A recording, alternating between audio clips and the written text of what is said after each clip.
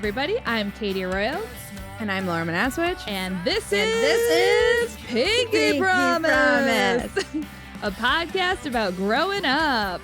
I think that's the first time we haven't devolved into giggles after the intro. Well, growth. That's right. I'm super excited about our guest today. We have comedian and recent OnlyFans, I would say top content creator. What I would say, right? It's these. But she's crushing it. Yeah, she's crushing it. Please welcome Jaime Lee. Jaime, thank you for joining us. Thank you for having me. We're so excited. And we were chatting a little bit before the episode about what we should call the theme of this episode. And I think we literally just settled on Hard Knock Life / let's just talk to Jaime about her childhood because it is wild. You have overcome and survived and thrived so much that I think you've carried something that 20 million people could I just feel I guess we'll just let you tell it. I don't even know. I can't even make sentences. You teed it up. Is that an aspect of growing up or something that you want? Because we could be here all night. I got a book. You want chapter 1, chapter 12? What are we doing? Start at chapter 3, and we'll go from there. And we'll go from there. Yeah, we'll say 6th grade. Let's start in 6th grade. Yeah, we like 6th grade as a starting point. Honestly, I think we should start at 5th grade because I had a bowl cut. All right.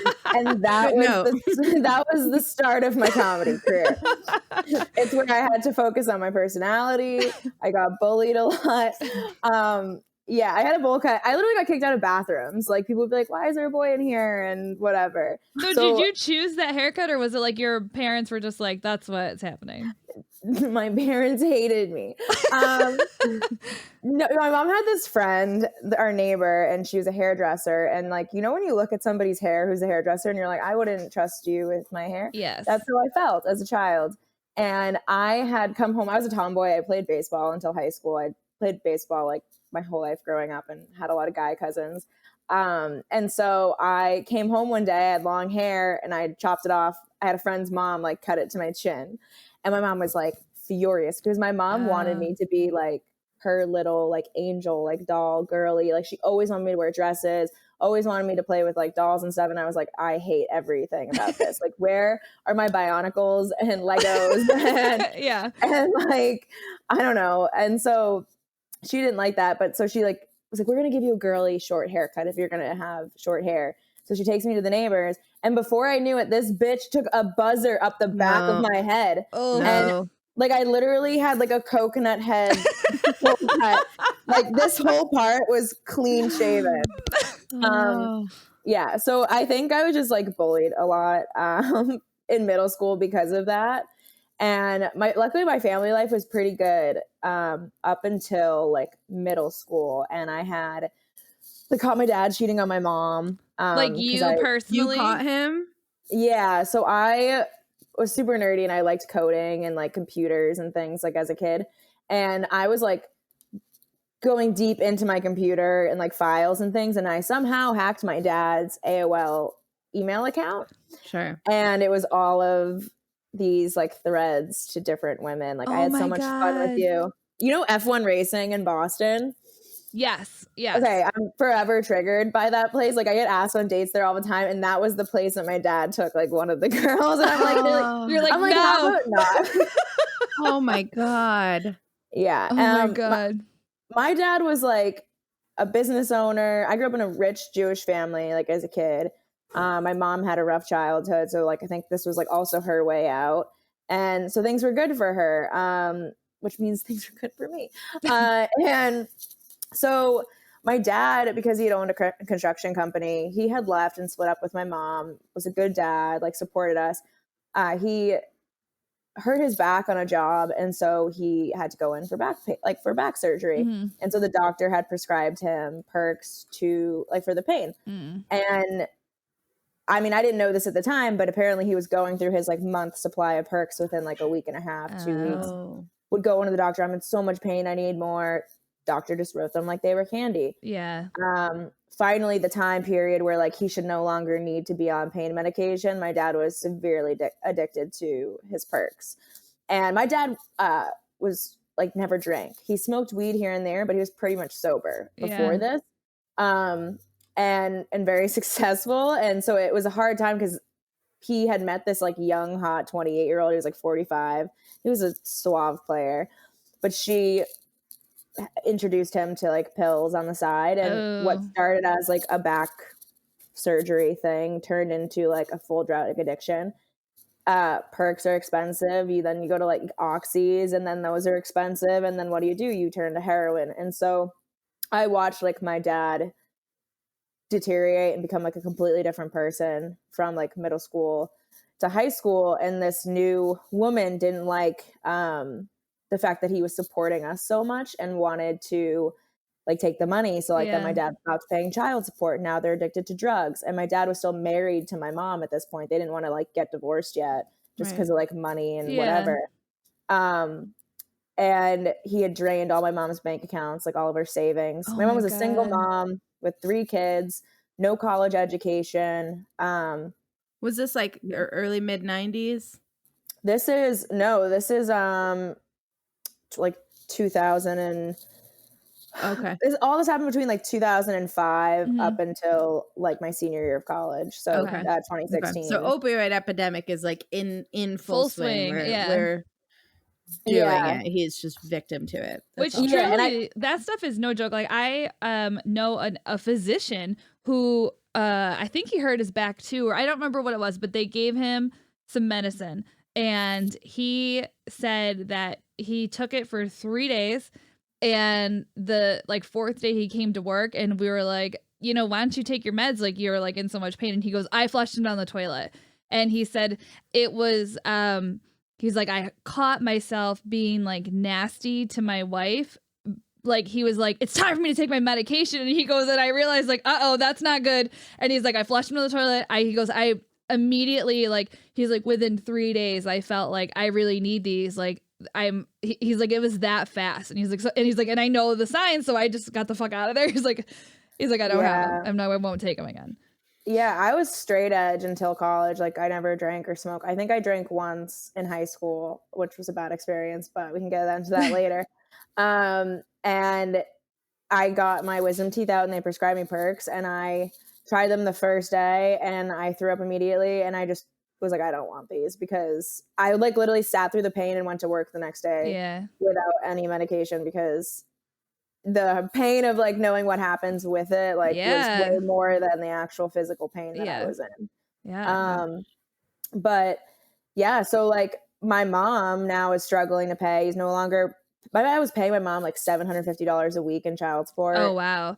And then she went to nothing. And paying the mortgage, and she was paying nothing. So a $3,000 mortgage, like giant house, like we lived on the beach, like it wasn't cheap. And she has 3 kids, no college experience, can't get a job. So she started doing like construction jobs and like became a painter, like interior and exterior painting. We do like random jobs, like shoveling like gated communities for like 29 hours straight. Oh my God.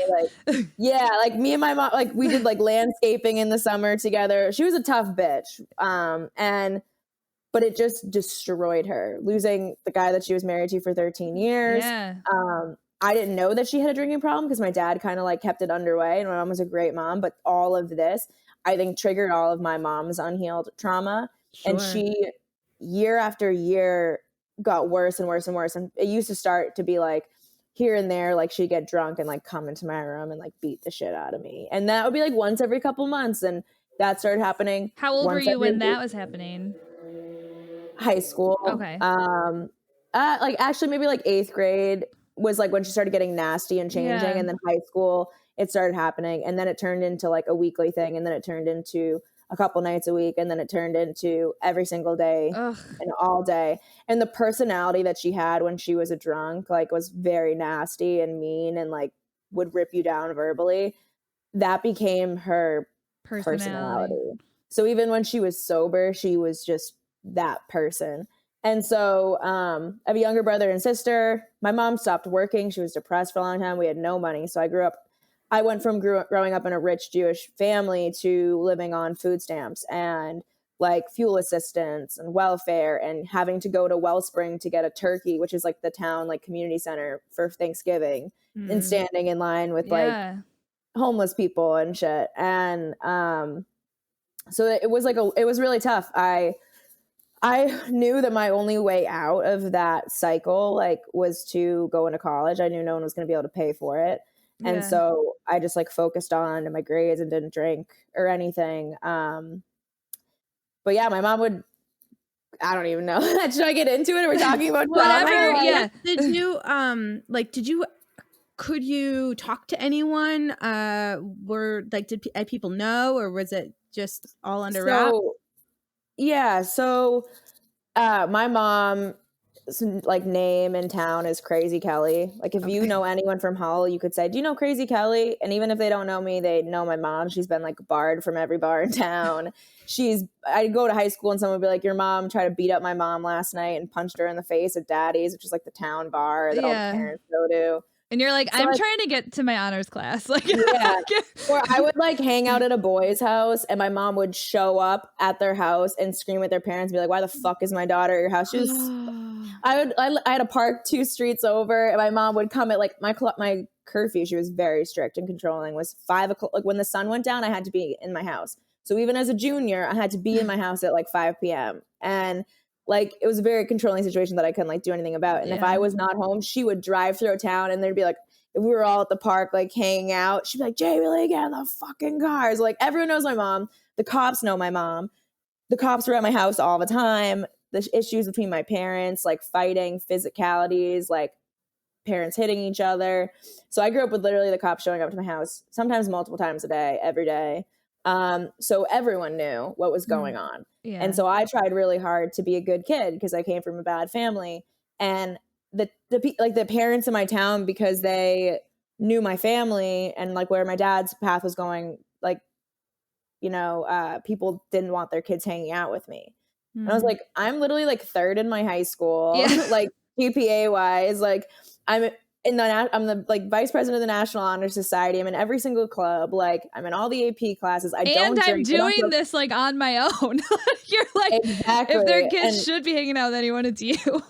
Yeah. And I not only received bullying from like people in my school, but from all the parents. So it was a very lonely experience. My dad's family didn't like my mom, so there was no support there.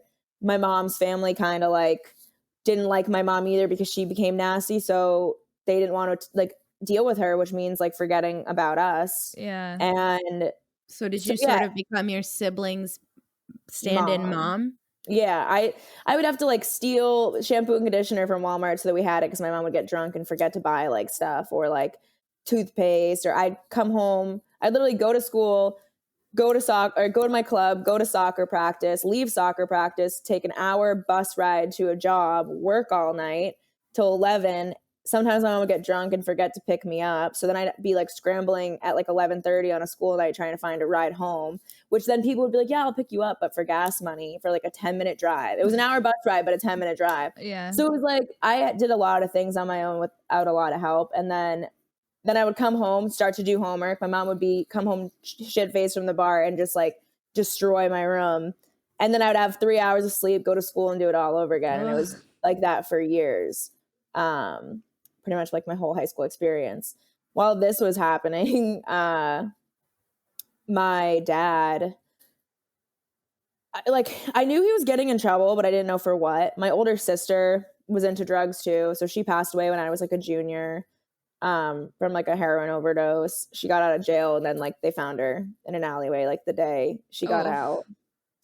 And then, so that was all in the town papers because it's a small town. Yeah. And then my dad started getting arrested for drug charges. Like he got pulled over and there was prescription drugs that he wasn't prescribed in the car. And then he like fled the state for like 7 months and we never heard from him because they were trying to arrest him. And then they started writing an article about him being like a drug lord and like the king leader of this like drug ring for counterfeit prescription drugs. And it was involving a lot of people like in the town. And one day when I was like a senior, it was like fall semester of my senior year. we had to basically there was a SWAT raid, bust all throughout the South Shore in one day, and 62 families were arrested. So kids that I went to high school with and my brother and sister went to school with, their parents, their door was busted down, they're held at gunpoint. Oh my God. Yeah, all this stuff. And they couldn't they didn't have proof that it was my dad, but everyone through word of mouth. So they were allegedly he's the lead, ringleader. So now this is in the Patriot. This is in every single newspaper front page about my dad being an alleged drug leader with his face, how his daughter overdosed. We were the talk of the town and the South Shore. And I remember the day that everyone got arrested, I had to sing the national anthem at my high school football game. And I walked out, and I've never felt so much cold, negative energy towards me, because the entire stadium was quiet. Now announcing Jamie Simmons, and you could just feel it because everyone knew what happened. And so I felt a lot of the secondhand hate. Yeah. Which is wild. You have nothing to do with that. You know what I mean? Yeah. It's you couldn't be working harder to try to not fall into the same pitfalls. Yeah. And then just trying to focus on getting into college. Yeah, I'd be get out, whatever I can do to get out of this fucking town. Exactly. I worked so hard, and everyone's why you're a robot? And it's there's no other choice. People have a choice when they're in bad situations. You can either continue the cycle and say, poor me, and play victim, or you can take all of that and you can channel it into I'm going to be the best that I can be so that I'm a good parent. I'm going to work through my shit so I don't pass this shit down. Mm-hmm. And so that I can break the cycle and have a life for myself. And I just saw that vision. And I think even parents, I think people, because I came from a town where not a lot of people were doing well. And so to see somebody come from where I came from and still be successful and do well for themselves, I think that was very threatening to a lot of people and parents. And it was a giant high school, the whole town. Yeah. And also if you were doing well, if your family was doing well before, I feel humans just like to see someone rise up, but they love to see someone fall. So it's easy to be oh yeah, things weren't so perfect in that perfect house, it is a weird mentality that groups of humans have when they get together, where they're just you would think in a small town that would be an opportunity to support you and your siblings, and instead they're just we're just happy to see you fail. Yeah, there was times definitely where people in town did help, but overall it was a very hard lonely thing I had to do on my own. But yeah, and I was also just bullied in general by everyone in my high school because I had dated an older boy who was the church boy, no one could have him, captain football team. Dated him for 8 years and lost my virginity to him and stuff. And the older girl, a girl in my grade used to like him. And then a girl in his grade liked him. And there's 76 kids in each grade. So if one person in the popular scene doesn't like you, no one likes you. And so I went from being respected and liked to just not. And so that was hard because it was there was no safe space for me to go, How long when did you start dating? I was 14. Okay. I think I was a freshman in high school. Yeah. And so how was his family while the stuff with your family was happening? Not good. So he was super religious. When you think of the ultimate church family, they do everything with the church. They're part of the church. That's his family. And they're very well respected. I saw a different side of that, and no one ever bullied me. And my mom would beat the shit out of me in the middle of the night, and I would have nowhere to go, and she wouldn't stop ruining things. And I would be I have to go to bed. So Ethan would come pick me up at 3 a.m. and let me sleep on his couch downstairs. And there's times where I woke up on the couch and I heard his mom being why is Jamie here? And then he'd be because her mom was being crazy last night and she needed a place to stay. And she was well, Aggie watches TV in the morning downstairs. And yeah, it's kind of a burden that we have to take care of her all the time. It's a burden that she's quietly sitting here. And I was a good kid, but she didn't like me because I was an atheist Jew. So she would make fun of that. They were not respectful of my religious views. I was very respectful of theirs. So they would make jokes. they would always talk about like the girl that he used to be best friends with that they wanted him to be with because the parents all went to church together. Jesus. And yeah, they looked at me more as like a burden rather than seeing like as a Christian, I'm assuming they're Christian, as an opportunity to help. Like, what a gift if that's your whole purpose. Yeah. And like we were dating all the way until college. Like one time my mom, the doctors prescribed her like wrong medications that shut her heart down.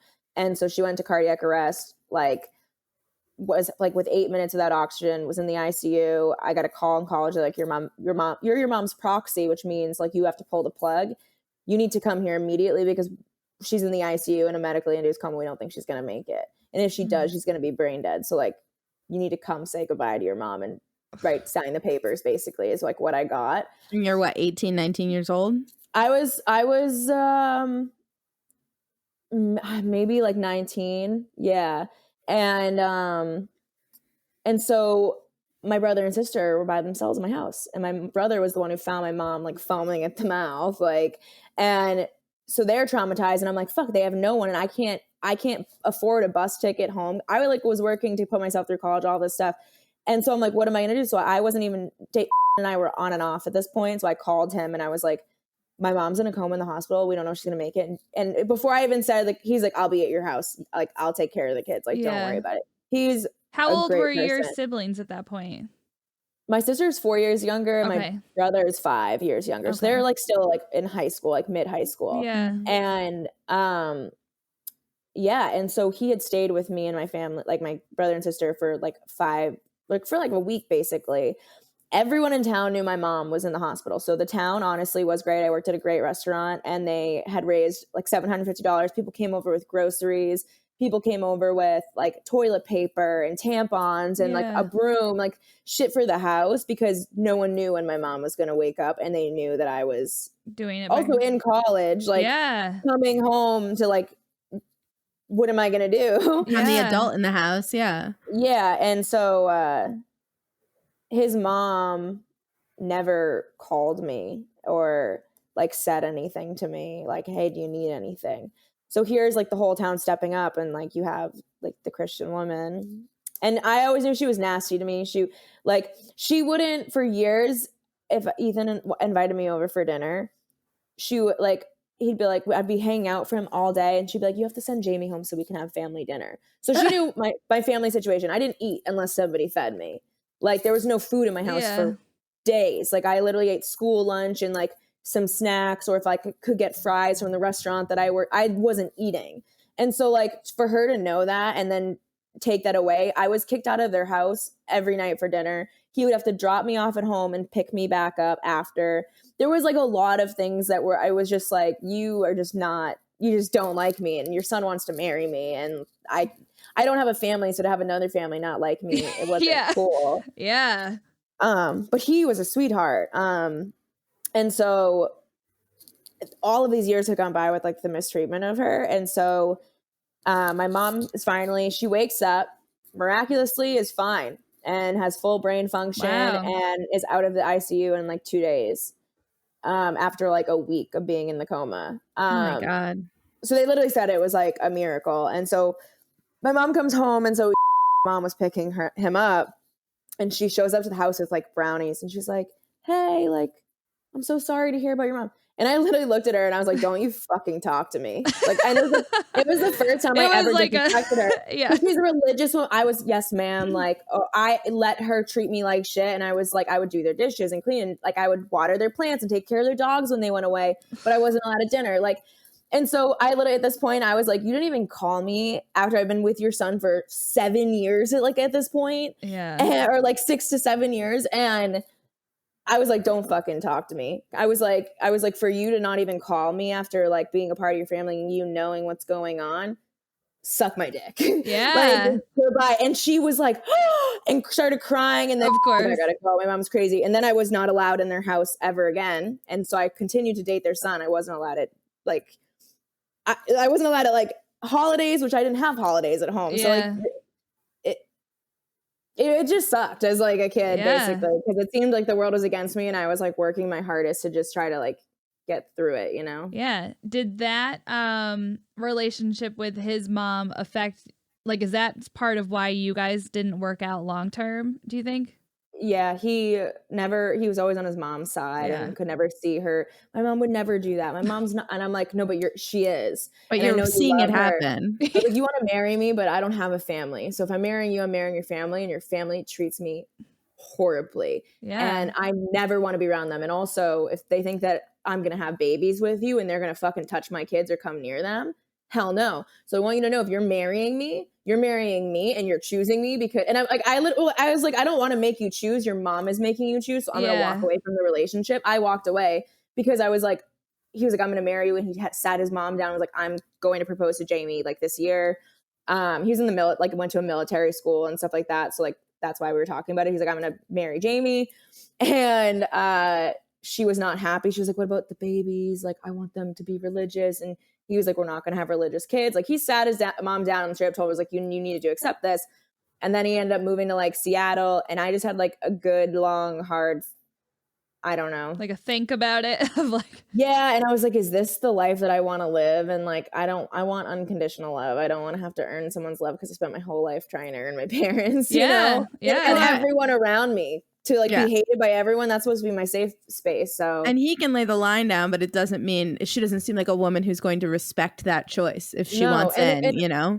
And I don't want to take away that chance for him to have a family with his family. Yeah. Because he wouldn't be able to have that with me. And so, even though who knows if anyone would be good enough for this woman, but you're right. He definitely like wish he could jerk her son off. Like That's so annoying. No. I will contend, I'll say for the rest of my life, I think mother-son dances at weddings are so weird. I think they're the weirdest thing, and I wish they didn't happen. Mothers want to fuck their sons. There's like clear signs, and you're mad that somebody else is fucking your son. That sucks. So go ahead, Katie. Well, no, I was just gonna say, so you went to college and your siblings were home, but did you still like when you got to college, were you able to kind of escape that, or did it sort of follow you? Because obviously it followed you at some point when your mom went into her coma. Yeah, so in college, so basically like my dad ended up doing an interview, and because he's an idiot and was on drugs and he basically lost all his brain cells, admitted to being the leader of the drug ring in an interview. And they were like, well, that's it. So he and so he ended up going to prison for a couple of years. And so that was like happening while like I was starting to go to college. And I was like, well, my dad's in prison now. So it just like never left, because I would come home for the summers and work in the town. I would come home for like the holidays. Yeah.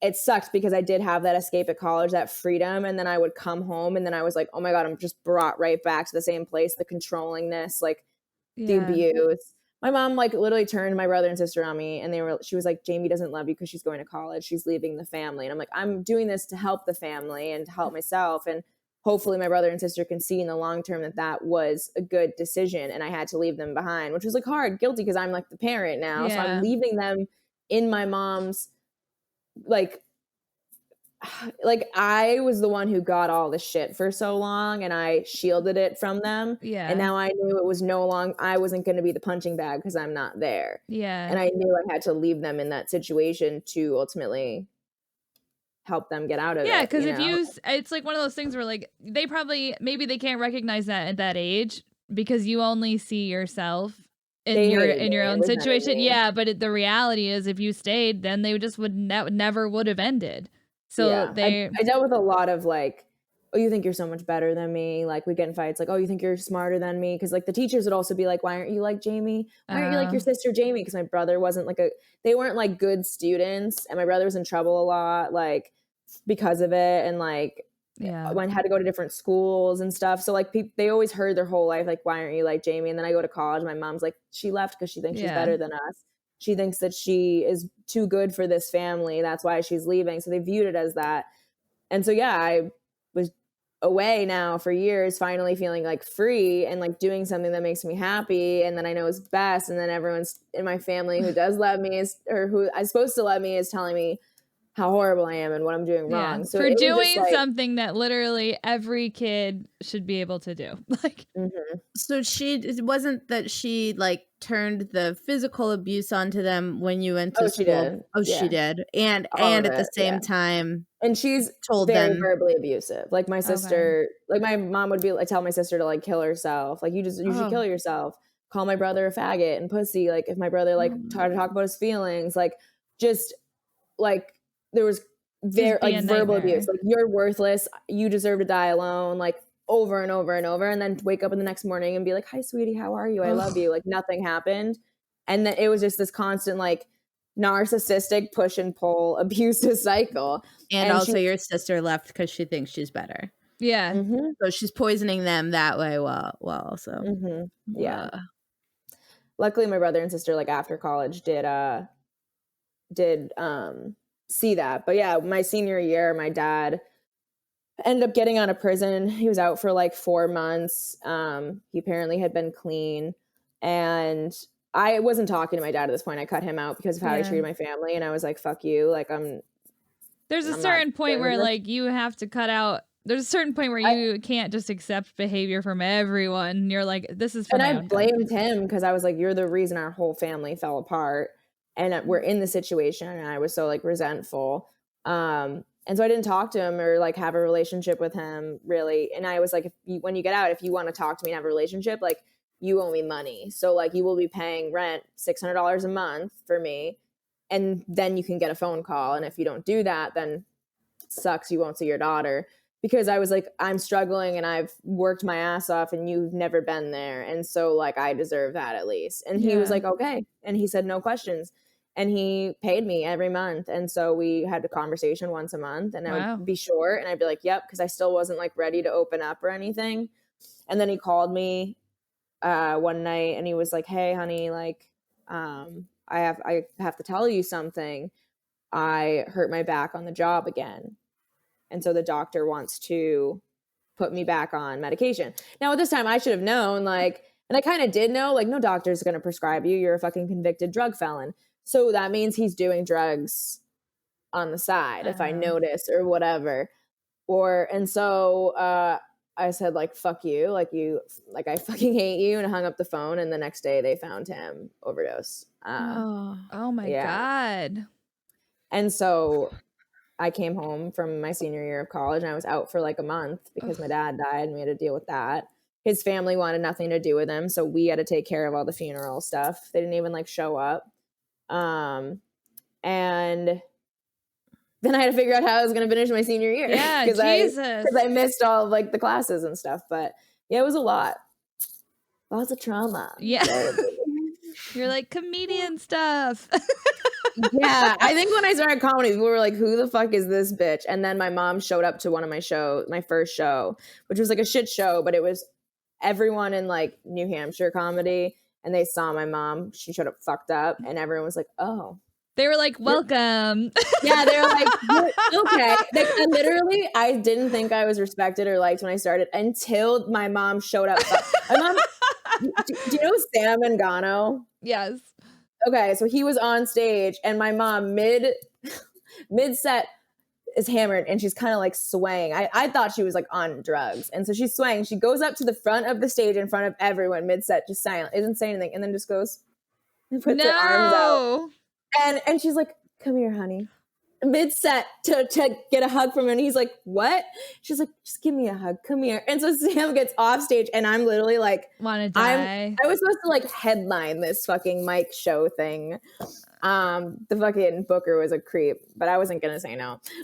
So everyone was like there to support and like help, and then they saw my mom, and yeah, that was embarrassing. Then she threatened to like shove her fingers and skull fuck another fucking comic, and they were like, and And they were like, Jamie, yeah, because he said something about like, he was like, oh, like we all fucked your daughter or something, which isn't true, but he was just trying to fuck my mom. I was like, oh, you said the wrong thing to the wrong woman. Mom was like, I'm gonna shove my finger so far up your fucking ass and skull fuck you and rip your head off and shit down your throat, like all this. And the person who said this was they were on stage, like thinking they were. No, this is after. This is like just the whole night of my mom. Just, oh my all God. the comics. So like comics were like, yeah, your mom just threatened to like rip his head off and shit down his throat or something. Like I'm like, welcome to the fam, guys. Like, and ever since then, I swear to God, I had like a different respect. I was like, all right, it makes sense why you're in comedy. Yeah, before they're like, you look too well adjusted and put together and happy. So I think that a lot of people see me and see like the online persona and whatever, and you would not know where I came from. And because I try to be well adjusted. I've worked very hard to be well adjusted. So when I tell people, they're like, what? Yeah. You know? Well, we did, like when we messaged you to be on the podcast, we were like, we'd love to have you on. And like, is there anything you want to talk about? And you're like, here's an article. And we were like, oh my God, Jamie. Did you read it? Yes. Yeah.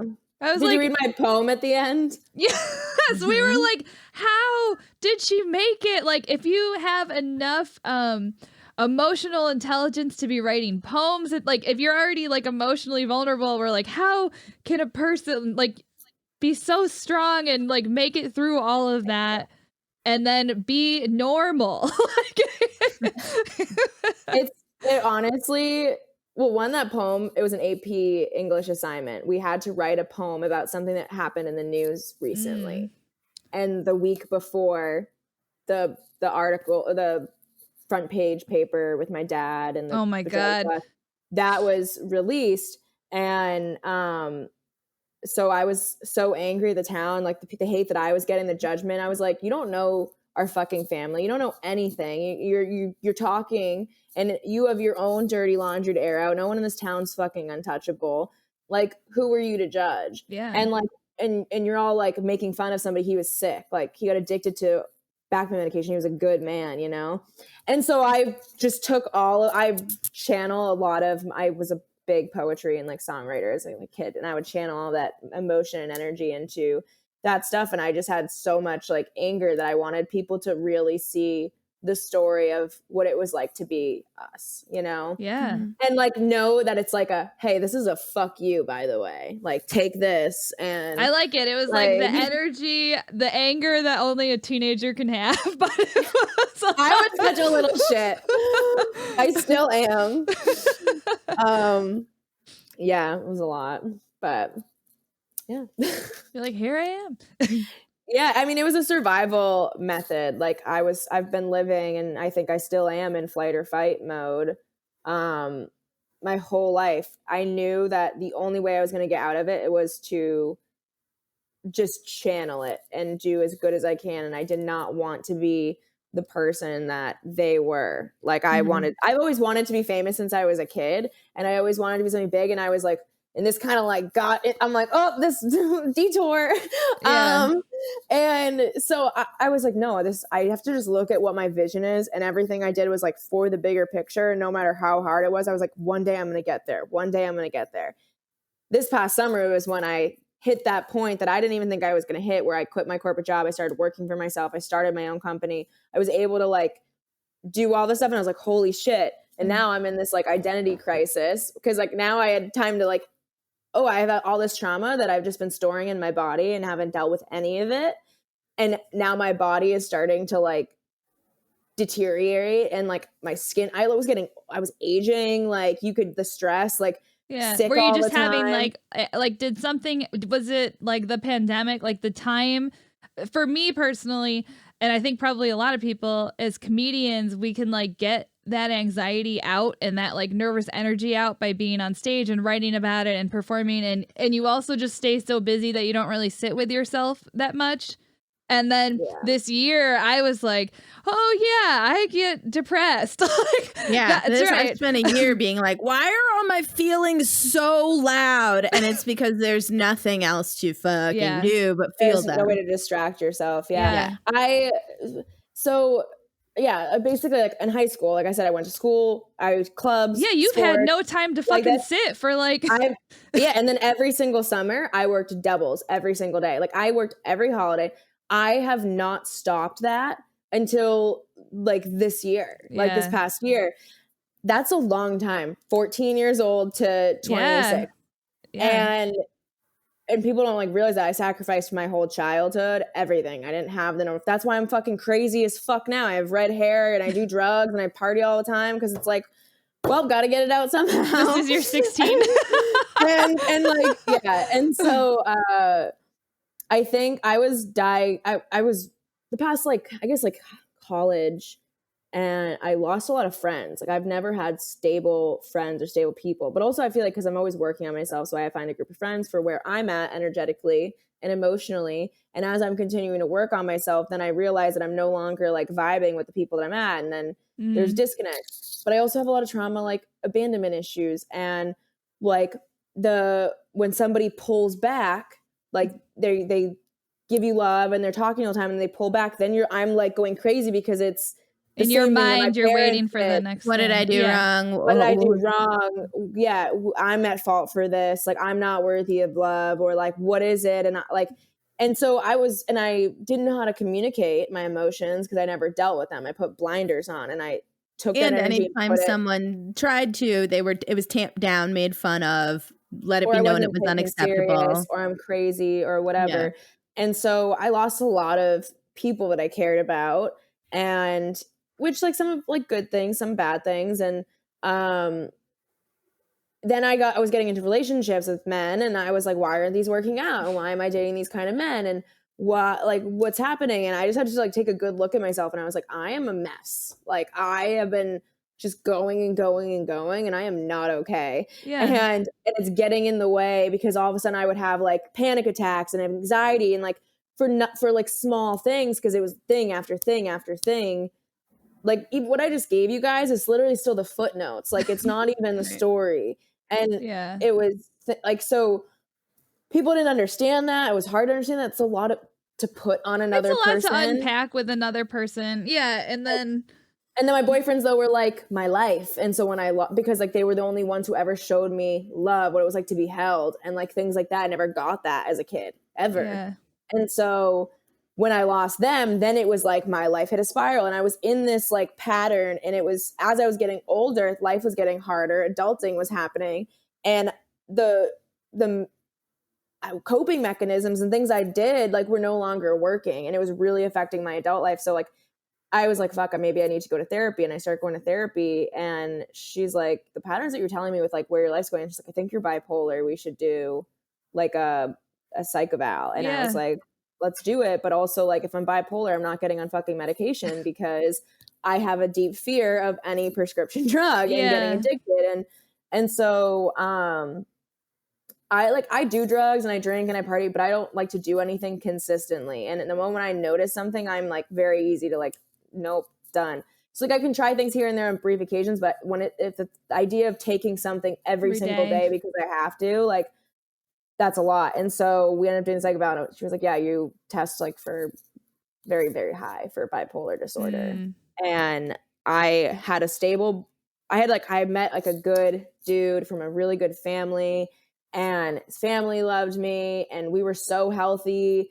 And I was just a mess because I didn't know I was bipolar yet at that point, this before, and I lost that. And so like right after that year, she was like, I think you're bipolar. Like 3 months later, I was like, oh my God, this makes so much sense. That's why the holidays were crazy. Would you get like manic? Yeah, I was just gonna say. Yeah, so basically I have 6 month spurts. This like spring, I'm going into my manic phase. It feels great. We're on the way up, ladies. We're creeping out. Yeah. I didn't take a nap today. It's a win. And so, yeah. And I was like, fuck, I need to do something about this, because yet another relationship was like kind of ruined because I couldn't handle my own emotions. And for so long I played the victim and I wanted someone to love me out despite all this. But I also realized like you can't be loved if you don't love yourself, you know? And like, so I had to just like work on that. And so I have been medicated. I did stop like medication. I was just going to tell you, I personally know 3 different people with bipolar disorder who, I don't know if it will make you feel any better, but they say their lives are definitely easier to manage when they're on their proper medication. So I did get medicated. And I think I got medicated for the first time, not this past year, but the year before. So August 2019. And I was also on like 3 different, they gave me like a concoction. So they were like, you got anxiety, depression, and bipolar. So here you go. And I was like, you know what? Fuck it. I can't keep living this way. And so I did it. And I was in this like blissful Zoloft state for a while. And the medication that I'm on for bipolar is like a fucking heavy antipsychotic, like sedative medication, which was great because I was like, wow, those spikes aren't happening. Yeah, and like, things would happen and I'm kind of like chill about it. I'm like, I like this feeling. Like I was just like, I felt like I was just like stoned all the time.